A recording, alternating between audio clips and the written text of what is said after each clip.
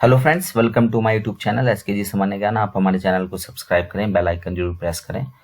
History series में आपका स्वागत है। और जैसा कि आप देख रहे हैं, हमने जो है वो प्राचीन इतिहास पढ़ रहे हैं हम, और उसमें हमने जो है वो मौर्य साम्राज्य पढ़ा इससे पहले। ठीक है, अब हम मौर्य साम्राज्य के बाद जो मौर्योत्तर काल है, ठीक है, और दक्षिण भारत में जो संगम काल चल रहा था। ठीक है, तो जैसे आप देख रहे हैं कि मौर्य साम्राज्य की जो पतन है वो हमने इससे पहले वाले वीडियो में देखा कि जो लास्ट राजा था बृहदत्त, उसकी हत्या कर दी थी पुष्यमित्र शुंग ने 185 बीसी में। तब से लेके और लगभग 500 वर्षों तक, ठीक है, 200 वर्ष बीसी के और 300 साल लगभग एडी के, लगभग 500 साल तक, जब तक गुप्त साम्राज्य नहीं बना 300 एडी में, ठीक है, गुप्त वंश नहीं आया। 500 वर्ष का जो पीरियड है उसमें छोटे छोटे अलग अलग राज्य थे। ठीक है, हम उसके बारे में पढ़ेंगे। और दक्षिण भारत में जो संगम काल चल रहा था उसमें कौन कौन से जो पांडे थे, चेर थे, ठीक है, चोला थे, अर्ली चोलास जो थे, बाद में तो 1000 एडी के आसपास फिर से आए। तो वो संगम काल और मौर्योत्तर काल, मौर्योत्तर काल का मतलब पोस्ट मौर्यन पीरियड, यानी कि मौर्य साम्राज्य के बाद का जो टाइम है वो है, यानी कि जब मौर्य साम्राज्य का पतन हो गया उसके बाद का समय, और गुप्त साम्राज्य से पहले का समय, इसके बीच का पीरियड है ये मौर्योत्तर काल। तो इसमें हम अलग अलग राजाओं के बारे में पढ़ेंगे। मैं थोड़ी सी ब्रीफ हिस्ट्री आपको दिखा देता हूँ। जैसे शुंग वंश आएगा, जिसने मौर्य साम्राज्य के लास्ट राजा की जो हत्या करके शुंग वंश की स्थापना हुई 185 से 75 बीसी। फिर कर्ण वंश आ जाता है, ठीक है, शुंग वंश को हटाकर। इसके अलावा भारत में ये तो हो गया, ठीक है, मौर्य साम्राज्य को हटाकर कौन कौन से वंश हुए। फिर साथ ही साथ भारत में यवन राज्य भी आया था। ठीक है, यवनों के आक्रमण हो रहे थे, जिनको बैक्ट्रिया, ठीक है, ग्रीक, इंडो ग्रीक भी कहा जाता है। फिर है सतवाहन, ठीक है, आंध्र वाला जो इलाका है, गोदावरी के आसपास का जो इलाका है, गोदावरी नदी के आसपास का, जिसमें कर्नाटक आंध्र का जो हिस्सा है, उसमें सतवाहनों का राज चलता था उस समय। ठीक है, वो स्वतंत्र शासक उसका अलग ही था। ठीक है, एडी के आसपास जो है, ईसापुर बीसी और एडी के आसपास शक अलग थे। 5 शाखाएं उनकी अलग अलग हिस्सों में फैली हुई थी, अफगानिस्तान से, भारत से लेके तक्षशिला, काबुल, मथुरा, उज्जैन, नासिक में। फिर जो है लगभग जो हमारा 130 से 150 एडी के आसपास शकों ने जो है लगभग, ठीक है, पूरे के पूरे मतलब 100-150 साल जो है इन्होंने अलग अलग शाखाओं से जो है वो राज किया। ठीक है, पहलव भी बोलते हैं, पल्लव भी बोलते हैं इनको, ये भी थे। ठीक है, इसके अलावा पहलवों के अलावा फिर कुषाण वंश आ जाता है। कुषाण वंश में कनिष्क सबसे फेमस राजा। ठीक है, बहुत क्वेश्चन आते हैं कनिष्क से रिलेटेड। और इसके अलावा दक्षिण भारत में जो जिसको संगम युग पीरियड बोला जाता है, दक्षिण भारत के 3 राज्य, पांडे, चोल और चेर। ठीक है, चोल वंश के बारे में तो फिर हम बाद में भी पढ़ेंगे। अभी ये जो बीसी और एडी के आसपास का जो चोल पीरियड है उसके बारे में थोड़ा सा जो है। तो ये जो थे कुछ छोटे बड़े राज्य थे जो हम मौर्योत्तर काल में पढ़ेंगे, पोस्ट मॉडर्न पीरियड में। तो शुरू करते हैं, सबसे पहले शुंग वंश से शुरू करते हैं। 185 बीसी से 75 बीसी के बीच में लगभग 110 वर्षों तक शुंग वंश ने जो है वो मौर्य साम्राज्य के बाद जो है भारत पे जो है वो राज्य किया। पुष्यमित्र शुंग, ठीक है, इसने शुंग वंश की स्थापना की। एक प्रकार से ये मौर्य सेनापति था। तो उसने क्या किया, ब्राह्मण था ये, और इसने आखिरी राजा जो था मौर्य साम्राज्य का बृहदत्त, उसकी हत्या करी 185 बीसी में, और शुंग वंश की स्थापना की। और इसने अपनी राजधानी जो थी वो विदिशा में स्थापित की थी। ठीक है, शुंग शासकों ने अपनी राजधानी, आप कमेंट बॉक्स में लिख सकते हैं कि भारत के किस राज्य में विदिशा स्थित है। ठीक है, इंडो यूनानी शासक मिनेंडर को पुष्यमित्र शुंग ने पराजित किया था। ठीक है, तो जो पुष्यमित्र शुंग था वो बहुत बहादुर भी था, और उसने इंडो ग्रीक जो राजा था मिनेंडर के बारे में काफ़ी जो है वो इंडो ग्रीक जब हम पढ़ेंगे, अभी आएगा बाद में, तो उसमें इसका वर्णन आएगा। ठीक है, इंडो ग्रीक पहले ऐसे शासक हैं जिन्होंने भारत में सिक्के चलाए थे सोने के। ठीक है, तो इंडो ग्रीक जो राजा था मिनेंडर, ठीक है, काफ़ी फेमस राजा था इंडो ग्रीक का, या सबसे फेमस राजा था इंडो ग्रीक का हिंदुस्तान में, उसको पुष्यमित्र शुंग ने पराजित किया था। ठीक है, इसने 2 बार अश्वमेध यज्ञ भी कराया। ठीक है, और ये यज्ञ जो है वो ऋषि पतंजलि ने करवाया था इनके लिए। ठीक है, तो कई बार क्वेश्चन भी पूछ लेते हैं कि पतंजलि जो है वो किसके दरबार में थे, तो जो थे वो पुष्यमित्र शुंग के दरबार में थे। ठीक है, ये ध्यान रखना है आपने। 185 से 75 बीसी के आसपास, यानी आज से लगभग 2100 साल पहले ऋषि पतंजलि थे। ठीक है, और इसके अलावा जो है पुष्यमित्र शुंग ने जो है बरहूत का जो है स्तूप उसका निर्माण करवाया है। सुंग वंश में सबसे फेमस राजा संस्थापक ही था उसका पुष्यमित्र सुंग। बाकी लास्ट राजा जो था वो था देवभूति, ठीक है। और देवभूति जो है, अगर आप सेकंड नंबर देखें तो कर्ण वंश की जो ज़्यादा टाइम नहीं रहा, कर्ण वंश जो है वो लगभग 45 वर्ष तक था, ठीक है। तो सुंग वंश का जो लास्ट राजा था देवभूति, उसकी हत्या करके वसुदेव ने 75 बीसी में जो है कर्ण वंश की नींव रखी, ठीक है। साथ ही साथ ये तो कर्ण वंश हो गया, सुंग वंश के बाद कर्ण वंश आया। साथ ही साथ भारत में यवन जो इंडो ग्रीक हैं, ठीक है, हिंद यूनानी जिनको कहा जाता है, या बैक्ट्रियाई यूनानी कहा जाता है, तो वो भी आए थे। जैसे आप देख रहे हैं यहाँ पे शुंग वंश चल रहा है 185 से 75 बीसी तक। साथ ही साथ 190 बीसी के आसपास, 165 से 175 45 बीसी के आसपास अभी हम ये सुंग वंश और जो यवन है इंडो ग्रीक, ये साथ साथ थे दोनों ना। तो इनमें लड़ाई भी हुई थी, अभी हमने पढ़ा ना, मिनेंडर और पुष्यमित्र सुंग की लड़ाई हुई थी, तो ये साथ साथ ही थे भारत में यवन राज्य। तो शुरू करते हैं। भारत पे सबसे पहले आक्रमण जो है वो बैक्टीरिया के शासक डेमेट्रियस ने किया था, ठीक है। डेमेट्रियस ने किया था सबसे पहले अटैक भारत पे बैक्टीरिया राज्यों का। इसने 190 बीसी में जो है सियालकोट, जो वर्तमान में पाकिस्तान में है, शाकल के नाम से जाना जाता है, उसने उसको अपनी राजधानी बनाया और इसे ही हिंद यूनानी या बैक्ट्रियाई यूनानी कहा जाता है। तो हम जो इंडो ग्रीक राज्य की बात करते हैं, तो वो इंडो ग्रीक राज्य की राजधानी थी सियालकोट। पाकिस्तान का जो सियालकोट था वो इस यवन राज्य की राजधानी थी, ठीक है, हिंद यूनानी राज्य की राजधानी थी, जिसको बैक्ट्रियाई यूनानी राज्य भी कहा जाता था, ठीक है। 190 बीसी के आसपास राजधानी बनाई गई थी और सबसे पहला जो अटैक किया था जिसने भारत पे, पहला ग्रीक जो था डेमेट्रियस, बैक्टीरिया का जो शासक था, ठीक है, उसने ही राजधानी सियालकोट में एस्टैब्लिश की थी, ठीक है, और इसे ही इंडो ग्रीक कहा जाता है, ठीक है। लेकिन सबसे जो फेमस राजा था वो जो इंडो ग्रीक का था, मैं इंडो ग्रीक बोल रहा हूँ, इसको हिंदी में हिंद यूनानी कहा जाता है। तो जो सबसे फेमस राजा था इंडो ग्रीक का वो था मिनेंडर। 165 से 145 बीसी के आसपास था, ठीक है। और आप जानते हैं ना, पुष्यमित्र सुंग भी 185 बीसी में राजा बना था। तो दोनों के बीच में जो था वो युद्ध हुआ था, ठीक है, जिसमें पुष्यमित्र सुंग ने जो है वो मिनेंडर को पराजित कर दिया था। लेकिन मिनेंडर बहुत फेमस राजा था, ठीक है। मिनेंडर ने जो था नागसेन, जिसको नागार्जुन भी कहा जाता है, उससे बौद्ध धर्म की जो है वो दीक्षा ली थी, ठीक है। और भारत में सबसे पहले हिंद यूनानियों ने ही सोने के सिक्के जारी किए थे।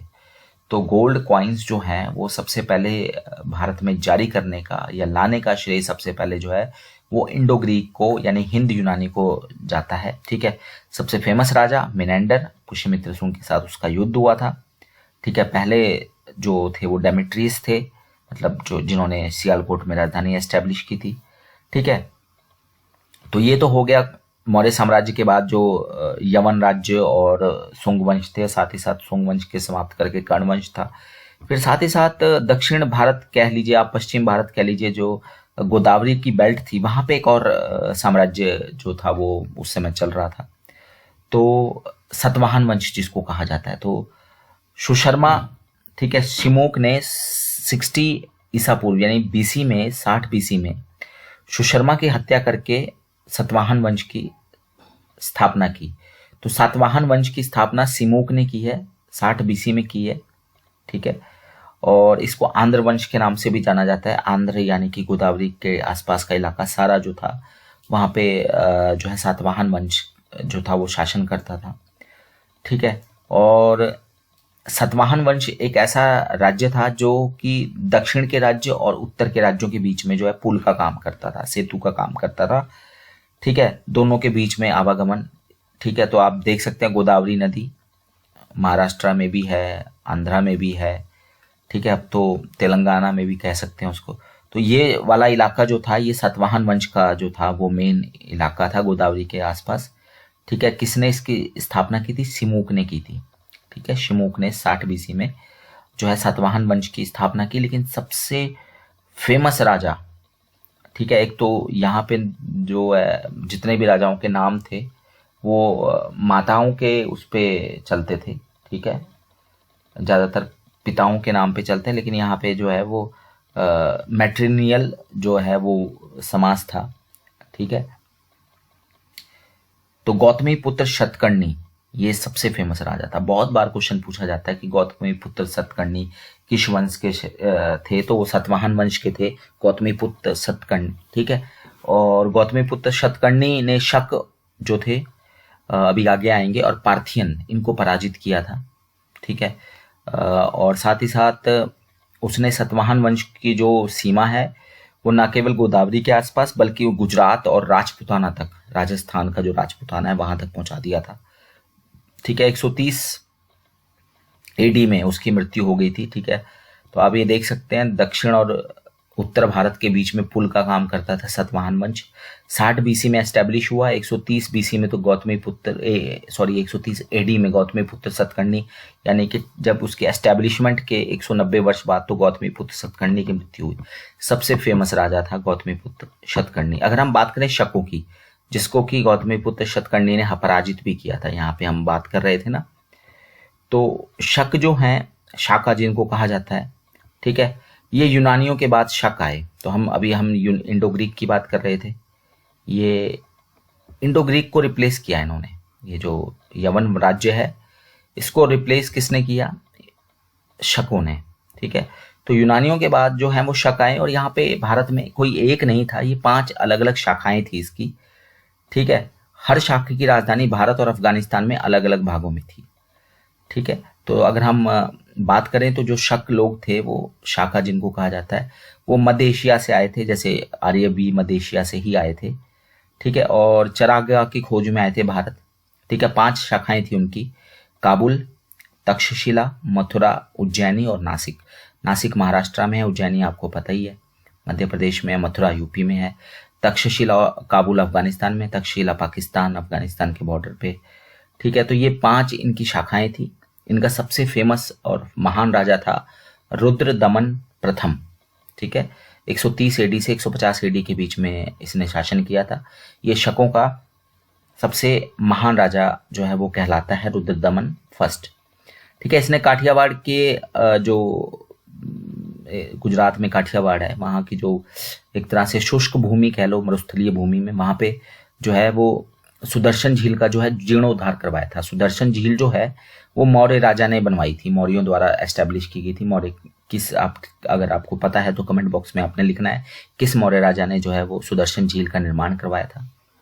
लेकिन इसका जो जीर्णोद्धार किया था, एक तरह से दोबारा से उसको जो है वो रिनोवेट किया था, वो किया था आपके जो है शकों ने। ठीक है, 57 बीसी में शकों का राजा जो है के राजा, ठीक है, उज्जैन में, वो ने विक्रमी संवत शुरू किया था। तो ये अभी आएगा। ठीक है, जो आपने देखा होगा कि जो हमारा हिंदू कैलेंडर है कनिष्क ने शुरू किया था, वो जो है वो 78 एडी या बात जो भी है, यहाँ नीचे जो है आप देख सकते हैं, यहाँ पे 78 एडी में कनिष्क ने शक संवत शुरू करवाया था, जिसको हम हिंदू कैलेंडर बोलते हैं। इसके अलावा हम विक्रमी संवत भी आते हैं। आप अगर कैलेंडर में 2 डेटे देखेंगे, एक विक्रमी के हिसाब से और एक शक संवत। तो विक्रमी जो संवत शुरू हुआ है वो शक राजा जो उज्जैन के राजा थे विक्रमादित्य, उन्होंने शुरू करवाया था 57 बीसी में। ठीक है, तो 57 बीसी का मतलब है, अगर आज अभी 2020 चल रहा है तो आप देखेंगे, ठीक है, उसमें 2087 आएगा कैलेंडर में। ठीक है, और इसी तरह से वो जुड़ जाएगा। ठीक है, 2020 में 57 जुड़ जाएगा तो वो 2077 आएगा, 87 नहीं आएगा, 2077 आएगा। ठीक है, 2076 77 आएगा, क्योंकि वो पूरा का पूरा चलता है। और इसी तरह से जो 78 एडी में है वो 2020 में से जो है वो 78 ईयर माइनस हो जाते हैं। ठीक है, तो इस तरह से हिंदू कैलेंडर चलता है। तो चलो ये बाद में देखेंगे। आगे आता है पहलव। पहलव जो है, पहलवों का जो प्रसिद्ध शासक था वो था गंदोफर्निस। ठीक है, और इनकी राजधानी थी तक्षशिला। ठीक है, और गंदोफर्निस के शासन काल में सेंट थॉमस जो है वो ईसाई धर्म के प्रचार के लिए भारत आया। कई बार ये क्वेश्चन बहुत बार एग्जाम में आया हुआ कि सबसे पहले ईसाई धर्म का प्रचार करने कौन आया था, तो ये सेंट थॉमस आए थे सबसे पहले ईसाई धर्म का प्रचार करने के लिए भारत में। ठीक है, और ये किसके शासन काल में आए थे, तो गंदोफर्निस के शासन काल में आए थे, पहलव तक्षशिला में। और पहलवों की शक्ति को समाप्त करके कुषाण वंश ने पश्चिमोत्तर भारत पे शासन करना शुरू कर दिया। तो लगभग पूरे उत्तर भारत पे और थोड़ा पश्चिमी हिस्सा, ठीक है, वहां पे फिर कुषाणों का शासन शुरू होता है। ठीक है, हमने बात कर ली 57 BC हमारा विक्रमी संवत है। ठीक है, जो उज्जैन के राजा ने शुरू किया था, शक राजा थे वो। फिर हम कुषाण वंश की बात करें तो कुषाणों में सबसे फेमस राजा तो कनिष्क थे, लेकिन उससे पहले भी कुषाणों का आगमन हुआ है। ठीक है, पल्लवों के बाद, इसको पहलव बोल लीजिए या पल्लव बोल लीजिए। ठीक है, तो पल्लवों के बाद जो है वो फिर कुषाणों का भारत में आगमन हुआ। ठीक है, पहलव को ही पल्लव कहा जाता है, पल्लव राजा। ठीक है, तो गंदोफर्निस थे मेन फेमस राजा। ठीक है, तो पल्लवों के बाद कुषाणों का आगमन हुआ और सबसे प्रसिद्ध शासक थे कनिष्क। राजधानी थी उनकी पुरस्पुर, जो पेशावर, पाकिस्तान का जो पेशावर है उसका पुराना नाम जो था वो पुरस्पुर था। ठीक है, और दूसरी राजधानी थी इनकी मथुरा। तो कनिष्क जो है वो सबसे फेमस राजा थे और लास्ट राजा थे वसुदेव। ठीक है, अभी हमने जब बौद्ध धर्म पढ़ा था तो हमने देखा था कि कनिष्क के काल में ही चौथी बौद्ध संगति हुई थी, जिसमें बौद्ध धर्म का विभाजन हो गया था हीनयान और महायान में। ठीक है, इसके अलावा कनिष्क ने शक संवत शुरू करवाया था 78 AD में। ठीक है, तो भारतीय कैलेंडर है ये। 78 AD का मतलब है, अगर आप 2020 अभी चल रहा है तो उसमें से 78 साल आप माइनस कर लो। ठीक है, तो लगभग 1942 जो है वो, तो हिंदू कैलेंडर 1941-42 चल रहा है। ठीक है, जो है शक संवत के हिसाब से, और विक्रमी संवत में जो है 2020 में जब हम 57 जोड़ देंगे तो जो है ये 2077 चल रहा है। ठीक है, विक्रमी संवत के हिसाब से। तो हमारा हिंदू कैलेंडर जो है, ठीक है, जो चैत्र माह से शुरू होता है, इस समय जो है वो 78 साल हमने माइनस किए। ठीक है, ये मैंने आपको बता दिया। फिर आता है कनिष्क के दरबार में जो है कई विद्वान थे। ठीक है, तो उन विद्वानों में सबसे फेमस थे अश्वघोष। ठीक है, जिन्होंने बुद्ध चरित की रचना की है। बौद्धों की रामायण कहा जाता है, ठीक है, बुद्ध चरित को। ठीक है, ये उसके रचनाकार थे। बहुत बार एग्जाम में क्वेश्चन आया हुआ है कि बुद्ध चरित की रचना किसने की है, किसने लिखा है, तो अश्वघोष ने लिखा है। ठीक है, ये कनिष्क के दरबार में थे। इसके अलावा चरक, जो महान चिकित्सा शास्त्री हैं, वो जिन्होंने चरक संहिता लिखी है, वो भी कनिष्क के दरबार में थे। ठीक है, इसके अलावा वसुमित्र थे, जिन्होंने चौथी बौद्ध संगति की अध्यक्षता की थी। इसके अलावा महाविभा शास्त्र के रचनाकार नागार्जुन, जिनको भारत का आइंस्टाइन भी कहा जाता है। ठीक है, नागार्जुन ने माध्यमिक सूत्र की रचना की है। तो कनिष्क के जैसे 9 रत्न होते हैं ना दरबारों में, अकबर के दरबार में 9 रत्न थे, वैसे कनिष्क के दरबार में भी जो थे वो बहुत सारे रत्न थे। उसमें अश्वघोष फेमस है, बुद्ध चरित के रचनाकार। चरक, जिन्होंने चरक संहिता लिखी है चिकित्सा शास्त्र के ऊपर, वो हैं। वसुमित्र, जिन्होंने चौथी बौद्ध संगति की अध्यक्षता की। इसके अलावा भारत के आइंस्टाइन कही जाने वाले नागार्जुन, जिन्होंने महाभिशास्त्र और, ठीक है, महाविभाषा शास्त्र और माध्यमिक सूत्र की रचना की, वो भी थे। इसके अलावा वात्स्यायन ने कामसूत्र की रचना भी जो है वो कनिष्क के समय में ही की है। ठीक है, तो ये कुषाण वंश बहुत फेमस है, खासतौर पे शक संवत के लिए, कनिष्क के लिए। ठीक है, जिस प्रकार से यहाँ पे कुषाण वंश चल रहा था, दक्षिण भारत में सतवाहनों के नीचे जो है वहाँ पे 3 वंश चल रहे थे।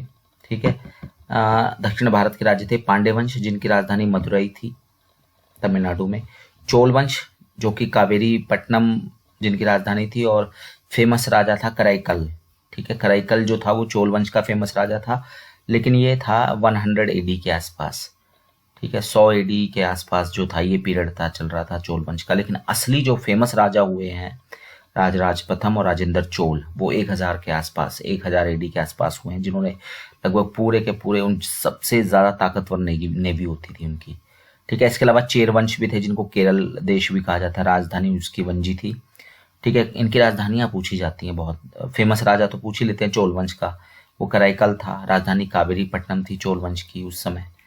पांड्य वंश की राजधानी थी मदुरई और चेर वंश की राजधानी थी वंजी।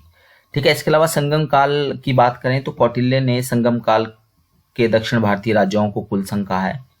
ठीक है, तो तिरुकाप्पिल्लियर जो है, ठीक है, ये चेर, चोल और पांड्य तीनों राज्यों का जो संगम स्थल है। ठीक है, और पहले जो तमिल संगम हुआ उसके सभापति ऋषि अगस्त्य थे। तो ये क्वेश्चन कई बार एग्जाम में आया हुआ है कि जो पहला तमिल संगम हुआ था या पहला संगम जो है तमिल संगम, उसके सभापति कौन थे। तो ऋषि अगस्त्य जो थे वो पहले तमिल संगम के सभापति थे। और जो चेर, चोल और पांड्य तीनों राज्यों का संगम स्थल कौन सा था, तो तिरुकामपुल्लियर जो है वो तीनों राज्यों का संगम स्थल था। तो ये इंपॉर्टेंट है संगम वंश के लिए, संगम काल के लिए। ठीक है, धन्यवाद, थैंक यू।